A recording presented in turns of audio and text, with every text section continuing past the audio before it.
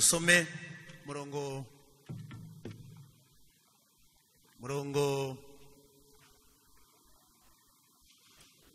Moreshi yego Boniface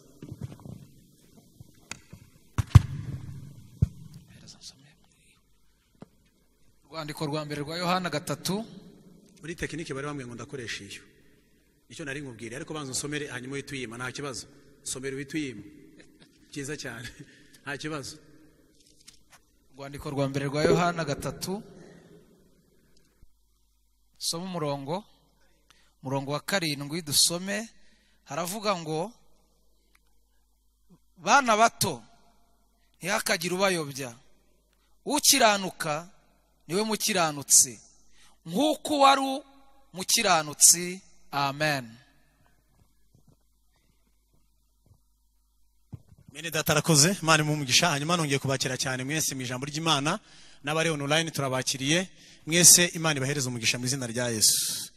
Hanyuma tumaze iminsi dufite icyifuzo cy'abantu twabanaga muri lunch hour n'ubundi basigaye bakora pause saa 7 bitewe n'uburyo amasaha y'akazi yahindutse ariko turimo turabyigaho n'abakozi b'Imana buriya nitubona munakomeza mufite nimero zacu mufite nimero y'umushumba turifuza ko mushobora kuza kuduhereza ibitekerezo tukamenya ngo mu by'ukuri nibo benshi cyangwa se ariko nanone kandi nubwo bari nabake twifuza kubahomba kubera ko amasaha yahindutse batangiraga wenda saa 3 bakaba bakora pause saa 7 akaba ariyo mpamvu tutakibabona bifuje rero ko nabo twabashira muri gahunda kugira ngo turebe ko amasaha yahindukaho gatoya ariko mukomeze muduhe ibitekerezo mutwandikira nibyo byaba byiza biraza kudufasha kugira ngo tuzamenye icyemezo tuzafata hamwe n'abashumba. Yesu abahereza umugisha kandi Yesu abanezeze mwaje mu nzu y'Imana. Hanyuma turimo turavuga ijambo imibereho y'umukiranutsi kandi turimo turagerageza gusobanura icyo gukiranuka bivuze hanyuma tukanareba n'uburyo Imana yagiye ibaraho abantu gukiranuka kubera ubuzima bagiye babamo kubarwaho gukiranuka utabeshejwe n'ibindi abantu dukora mu rusengero tutabeshejwe n'ibyo abantu bashobora kutwita n'ibyo abantu batugira byo ariko imibereho yawe ubayeho Imana ikakubaraho gukiranuka hanyuma kandi Imana ntigire n'isoni zo kubikwita ikavuga ngo uyu mugore uyu mugabo uyu musore n'uyu mukobwa ni umukiranutsi wanjye. Hanyuma kandi mu nyigisho nimo ndabigisha ndabifuriza yuko Imana idushoboza muri uyu mujyi wa Kigali turimo uru Rwanda turimo amahanga turimo kubadukurikira mu by'ukuri Imana yabona abantu bayo mu isi bayitirirwa bayihereza icyubahiro. Turifuza iryo shaka turirwane ku buryo Imana muri uyu mujyi wa Kigali turimo Imana yabona abantu bayitirirwa ikavuga ngo nanjye mu mujyi wa Kigali aho abantu baba bagiye guhahira mfitaye abantu banjye nshobora kuvugana na Satani nshobora kuvugana n'abamarayika nkababwira ngo nanjye umutima wanjye Imana uranezerewe kuko muri Kigali mfitaye abakiranutsi. Nico kintu niyo negiri mu mutima wanjye hanyuma kandi nibwo buvugizi ndimo ndakorera Yesu abantu kuva ku cyumweru narabibabwiye nibwo buvugizi ndimo ndakorera Yesu no kugira ngo abantu kongere twisubiremo twikosore tuvugurura ibintu duhindura ibintu ariko ku buryo Imana tureba mu mabiro aho tuba mu ngo zacu aho turi Imana ikavuga ngo mfite abantu banjye hariya ndabifuriza kuba abantu b'Imana ishobora kurata. Nababwiye ko umukiranutsi n'umuntu wavutse bwa kabiri akabyarwa n'umwuka murindi jambo umukiranutsi n'umwana w'Imana. Icya gatatu narababwiye ko umukiranutsi ni umuntu wubaha Imana akongeraho ikintu cyo kwirinda ibibi. Twabisomye muri yo kuko Bibiliya igaragaza ko uyu mugabo Yoba ari umukiranutsi ariko ikintu kimugaragaza ko ari umukiranutsi ngo yubahaga Imana n'umutima we wose ikindi akirinda ibibi. Imana idushoboza ibyo mu izina rya Yesu. Nababwiye ko gukiranuka si ikintu kimwe ukora ngo ibindi bireke. Narababwiye ko gukiranuka ni ibintu byinshi usabwa kuba wujuje hanyuma bikugira umukiranutsi. Ariko twaravuze ikintu cya mbere nicyo twari tukiriho ni ikintu cyitwa kwizera nashatse kugisobanura cyane ariko kwizera kandi harimo no guhishuramo ibindi bintu ku buryo abantu bashobora nawe umwuka ashobora kukwigisha ibindi bintu kuvuga ngo umuntu ashobora kubeshwaho no kwizera Imana, hanyuma yabeshwaho no kwizera Imana bikamubarwaho gukiranuka. Twatanze urugero, Aburahamu yizeye Imana, Imana imwandikira imubaraho gukiranuka kw'iteka kubera ko ngo yayizeye byonyine. Yagiye mu gihugu atazi, yari yumvise ijwi bwa mbere, yaramenyereye kubana n'ibigirwamana kwa Tera muri Uri y'Abakaludaya muri Iraq ya none. Yaramenyereye kubana n'ibimana bitavuga, ibimana bitabona, ibimana bidakora, ariko nyuma aza kumva indi mana ivuga. Iyo mana arayemerera, ava muri Uri ajya i Kanani.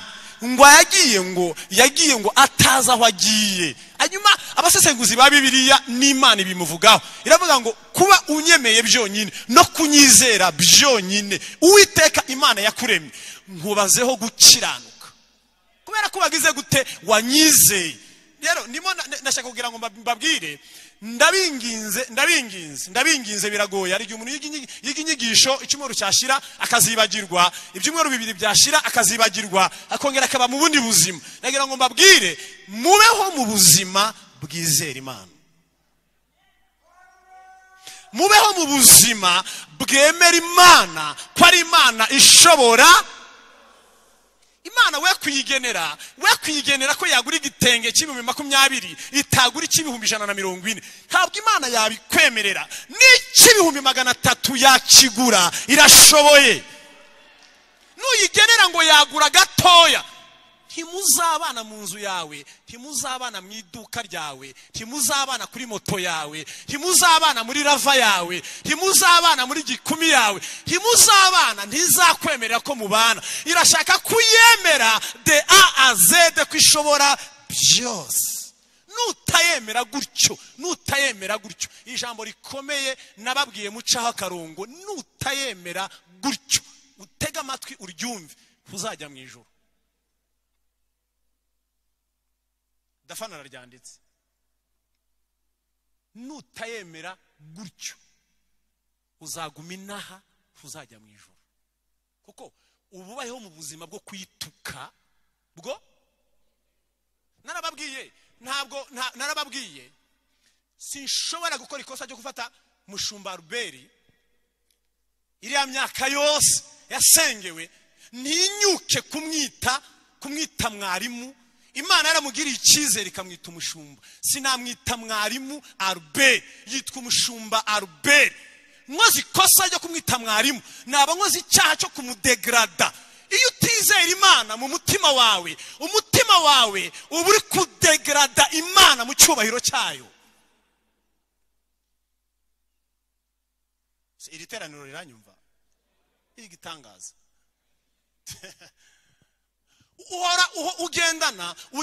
Ugendana umutima utuka Imana, urarana umutima utuka Imana, ukabyukana umutima ntiwasambanye, ntiwibye, ntiwabeshe, ntiwariganije. Ndazabigarukaho ntacyo bitwaye, gukiranuka nabyo birimo, tugomba kubikorana n'ibyo mvuze. Ariko ntiwakoze ibyo bintu, itorero ryaguhagarikira, ntiwateye umukobwa inda ngo itorero riguhagarike, ntiwibye mu buryo bugaragara ngo itorero riguhagarike. Ariko kugendana umutima ugenera Imana ibyo ishoboye n'ibyo idashoboye, nubwo itorero ritaguhagarika, Imana y'ubwayo yaraguhagaritse.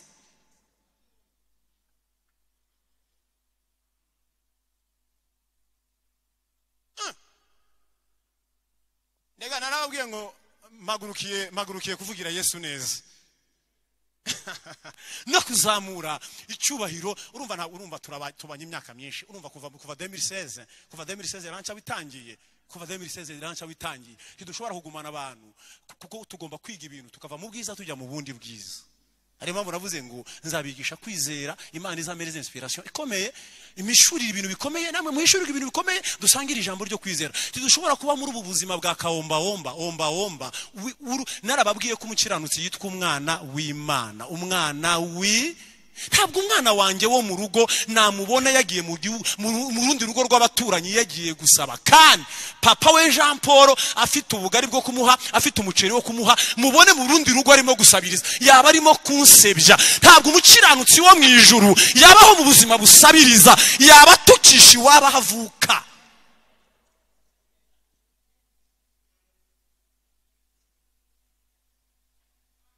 Yaba tukisha iwaba havuka. none se niba umwana wa Jean Paul atasaba mu batura, niba umwana wa Jean Paul atasaba mu baturanyi kandi ari umwana wa mwarimu muri ADPR, umwana w'Imana we ntabwo ubona ko umwana w'Imana aruta umwana wa Jean Paul? Kubera ko impamvu amuruta nukubera ko Imana iruta Jean Paul. Imana ibiyuzuye byose ni ibyayo, ariko ibyuzuye byose si ibya Jean Paul, kuko si umuremyi wabyo. Niba umwana wanjye adasaba, umwana uvuka ibwami, umwana uvuka kwa Mana asaba ate? Ubundi muri abana bande mwebwe? Igitangaza. Ubundi se muri abana bande? Kuki mutabiviva? Si muri abana bande hejuru murahari mu byature ngo muri abana b'Imana, hejuru honyine muri abana b'iki? Mbifurije ko bibahama hanyuma mukabiviva, hanyuma mugasa nabyo, abantu bababona muri Matewusi bakabona mwihesha agaciro nk'abana b'Imana. Rega ni ibintu byumvikana. Ngewe ntabwo nkunda kwigisha ibintu bihishe biri mu bwiru bwije. Ngewe nigisha ibintu biri pratique, ni ibintu Imana impa bikaba mu mibereho, tukabishyira mu mibereho, bikajya mu mibereho, tukajya mu mibereho, tukavuga ngo ndi umwana w'Imana, nshobora kwihangana nubwo naburara rimwe, ariko ejo Imana izakora igitangaza. Icyo Imana itazakora ntabwo inzara izanyica, ariko ejo nimugoroba Imana izakora igitangaza. Ntabwo bazahamba, kuko n'inyoni, hari umurambo w'inyoni wari wabona mu muhanda. Hari abantu mwabonye inyoni yishwe n'inzara mu muhanda? Ninde wabonye umurambo w'inyoni mu muhanda wishwe ni? Abantu baruta inyoni hano muvuge ngo amen. None se mubaye iki niba muruta inyoni? Niba muruta inyoni mubaye iki bituma Imana idashobora guhabwa icyubahiro?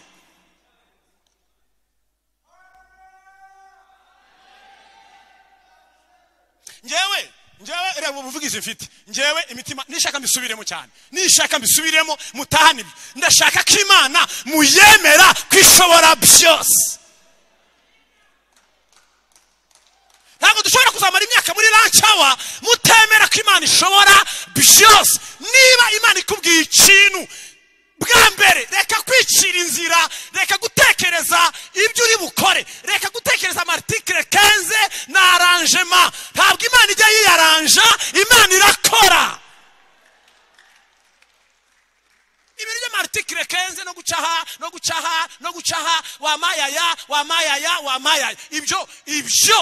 ibyo bikubera uko wizeye, niko twavuze. Reka kubanza kwicira inzira no gushaka ibyawe, hanyuma banza ubaze Imana neza, muvugane n'Imana, muganire n'Imana. Hanyuma Imana nibona umutima wawe wose uyifitiye icyizere, izaza.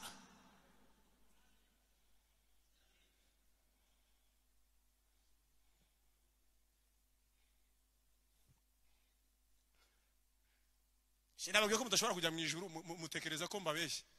Ntabwo mbabeshye. Byanditse mu Bakorinto ba mbere ibice 10. Bangwaga ku gitare, sibyo? Ngo babatujwe muri ya nyanja, bangwaga ku gitare bakagira bati kwa kundi, ariko kuko batayizeye ngo barimbukira he? Barimbukira hano, bararimbutse. Nicyo kintu yarababwiye ngo no, aho bigeze sishobora kugendana urugendo. Mubone ibimenyetso 10 mubireba. Ibimenyetso 10 murabibonye. Farawo ndamukubise, mwereka ko ndi Imana. Twambutse inyanja, mbahaye inzira, murabibonye. Turambutse mugeze muri Mara, mbahaye amazi, mbahaye mana. Mubonye imirimo yanjye, mubonye ko ndi Imana ishobora. Mbagejeje aho bita kuri Yorodani, mbwiye abagabo 12 mwambuke mutate, hanyuma mumenye muzana amakuru. Abagabo 10 baraza bahagarara mu iteraniro nka gutya, barababwira ngo yemwe bagabo bene data b'Abisiraheli, iyi Imana tubwiye ku Gikanani n'Abanaki tubonye, ntabwo bishoboka ko tuzajyayo, ahubwo dushaka umuyobozi twisubiriraho twabaga. Imana iravuga no, murakabije kunsuzugura, murakabije no kuntesha agaciro, kandi sinabemera yuko muntesha agaciro. Ndababwiye ngo mujyeyo, abandi ngo ntitujyayo. ndababwiye ngo ndabishoboye kubagezayo, abandi ngo sinshoboye kubagezayo. Imana iravuga ngo mfashe umwanzuro nonaha abantu bose mwakomeye amashi abantu 10 mukabakomera amashi mubashigikiye ko ntashobora kubageza Kanani, ntashobora kubageza. Kandi njewe ndabizi ko nabahaye ubutumwa, nabatumye, nabahaye igihugu, nzi ko n'abanaki bariyo. Nje abanaki nabamenye imbere yanyu, nari nzi ko bahari, nari nzi ko nzabanesha, nari nzi ko nzabakura mu nzira nkabaha igihugu. Ariko kubera ko muvuze ko ntabishoboye, sinabemerera kunyita Imana idashoboye. Muzagwa mu butayu, timuzagera mu gihugu cy'amasezerano. Impamvu nari mvuze ngo timushobora kuzajya mu ijuru Imana mutayifata kuri uru rwego, ntimuzajyayo.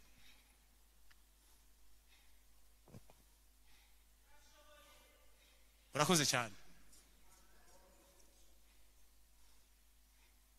Mwari muzi ko mbere izindi message nibi aba bantu bayizeye gutya, Imana yababazeho gukiranuka.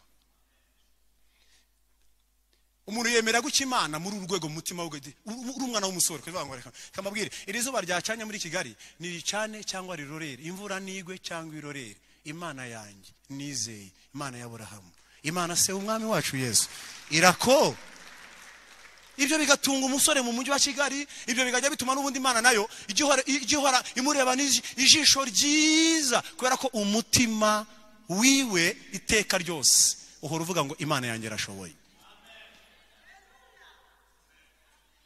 Ntabwo uzi uburyo iri jwi rishobora kuba amplifié kugira ngo mubyumve n'abandi bose babyumve. Yewe muri iki cyumweru nashatse kubabwira ngo Imana utayizeye ntushobora kubarogo gukiranuka, ariko imirimo yo mukiranutse, ariko uburyo imibereho y'umukiranutse Imana yigirira icyizere kuri uru rwego. Vuga ngo ibi bintu biragoye, ibi bintu birakomeye, iri zuba nibi bigeragezo n'izi ntambara n'ubuzima ko numva bingoye, birangoye, ariko iyo bikugoye gutyo umutima wawe ugirira Imana icyizere.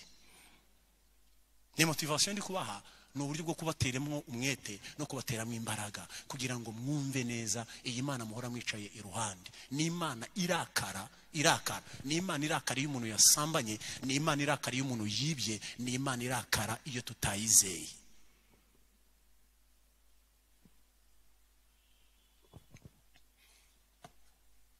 Haleluya.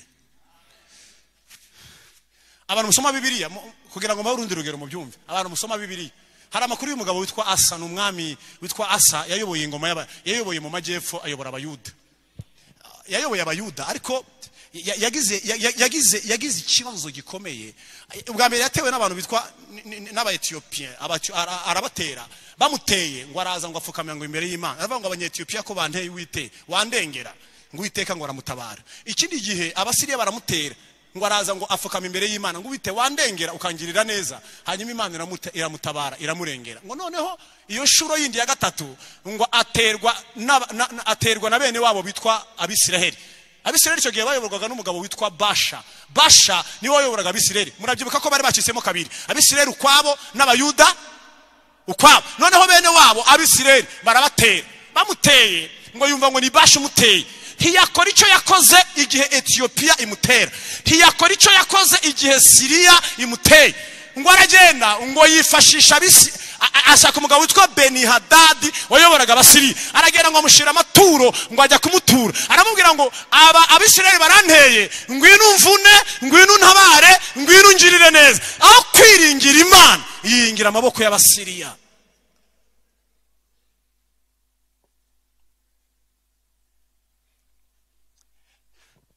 Ntabwo Imana ikunda mwabagore mwe, mwabasore, mwabagabo mwe. Reka mabwire abantu muri hano, ntabwo Imana ikunda ko ibyiringiro byawe bishira mu bantu. Ntabwo Imana ibikunda, ntabwo Imana ishaka ko wishinganisha mu bantu. Imana irashaka ko wishinganisha kuri yo.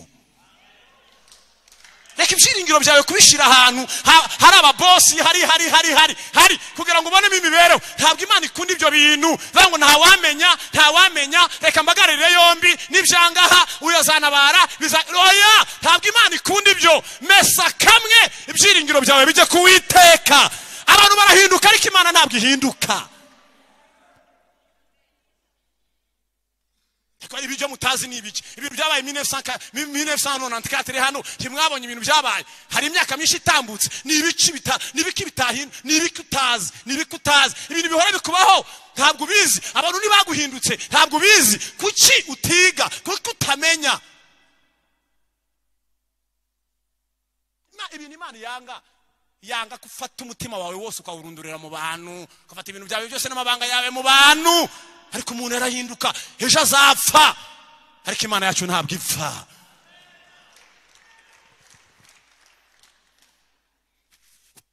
Asa umwami umuhanuzi yahise amuzanira ubutumwa, aramubwira ngo ariko uratangaje Asa.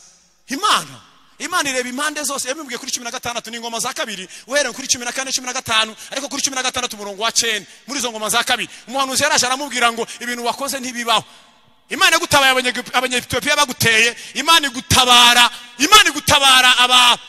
abasiriya baguteye, none ufashe amaboko yawe n'ibyiringiro byose ubijyanye mu abanyamahanga batakebwe. Niba ugiye kwiringira wibagirwa Imana yagiye igutabara, Imana yagiye ibana nawe. Umuhanuzi aramubwira ngo Imana rero ngo yihuta kureba impande zose kuri 9 umurongo wa 16 ngo Imana yihuta kureba impande zose z'isi kugira ngo irengere umuntu ufite umutima uyitunganiye. Rero ntabwo watunganiye Imana. Umugabo bimubwiye akubwira ngo yihane, afata umuhanuzi ahita amufunga. Amaze kumufunga amushize muri gereza, akubwira ngo umutima we wisubiremo yiringira Imana, ahita ajya mu bapfumu. Hashize iminsi arwara ikirenge, aho kugira ngo n'ubundi afungure umuhanuzi amusengere agishe inama Uwiteka ntiyabikora. Icyo kirenge akijyana mu bapfumu. Ageze mu bapfumu agwa mu bapfumu ahita apfirayo. Asa nuko yarangije. Yari umugabo wagendanye n'Imana. Mwese mwavukiye muri Kigali? Abantu bavukiye muri Kigali, haleluya, muri bake. None urugendo rwose hari umugabo warayambwiye mu materaniro y'ejo, arambwira ngo nureba amatama ya Jean Paul, urya Imana yamugiriye neza, murebe ukuntu musa n'ukuri. Reba amatama mufite, reba uburyo mukeye. Ubu muri gutekereza ngo ibi ni Satani wabikoze cyangwa ni Imana wabikoze? Uri gutekereza ko ari undi muntu wabikoze? Ni Imana yabikoze. Si Imana yabikoze. Si Imana yabikoze.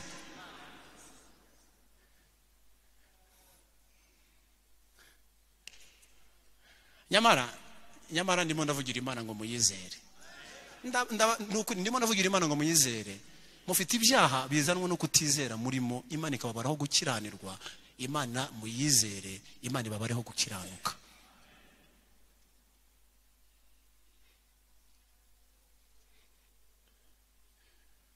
Abantu mutishwe n'imbetezi, mugiye gupfa mu icyayi. Abantu mutishwe n'ibivuzo, mupfuye mu amata.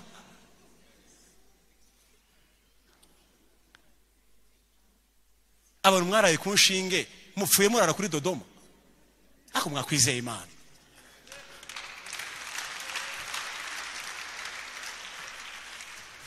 Ubukari hari abantu batazi ko baraye ku mirago, none barimo barara ku madouble, ariko ntibashobora gutekereza Imana yabanye nawe urara ku murago.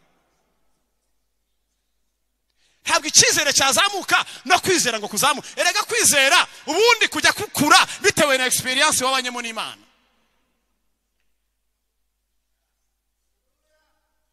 Haleluya, haleluya. Uribuka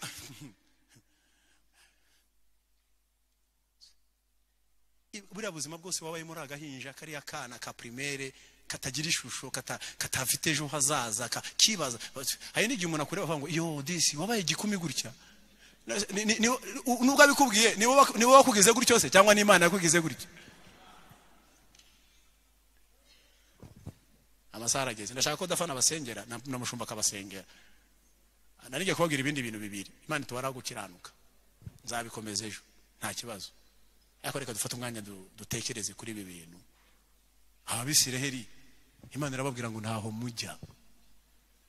Cyakoze abana bato muri mwebwe ndabategura kuko sinabamara mwese, ariko ndashaka bijibura abantu bazavuga kugira neza kwanjye.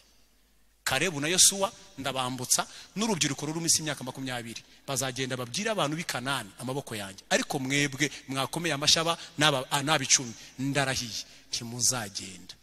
iki ni icyemezo rero kibaye gifashwe. Aba bagabo nta kindi cyaha bakoze, aba bagabo 10 munyumve neza, nta kindi cyaha bakoze, ntacyo bakoze, icyaha cyo gusuzugura Imana gusa. Ari amadecision rero ujya ufata yo kwishira mu bindi bintu bikuraza udasinziriye, kura no gusuzugura Imana, yuko Imana itakubeshaho mu byo yakubwiye. Imana ishobora kukubeshaho mu byo yakubwiye.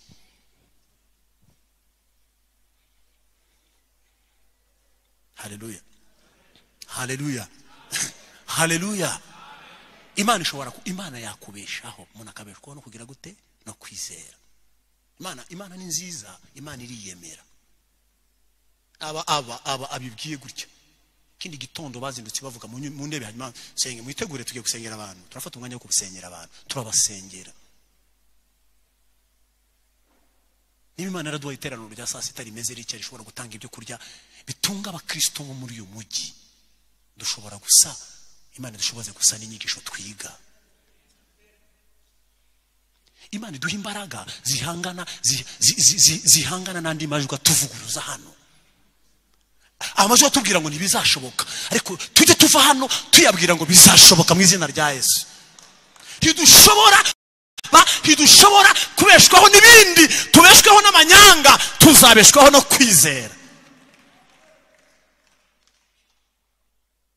Nibyo tugomba kubeshwaho no kwizera. Nibyo biryo by'abarokore, nibwo buzima bw'abakiranutsi, niyo mibereho y'abakiranutsi. Haleluya, haleluya. Izindi nzira ndazivumye mu izina rya Yesu, ahubwo ikibatunga kive mu maboko y'Uwiteka. Ibindi byabatunga ndabivumye mu izina rya Yesu, mubeshweho n'ibivuye mu kiganza cy'Uwiteka.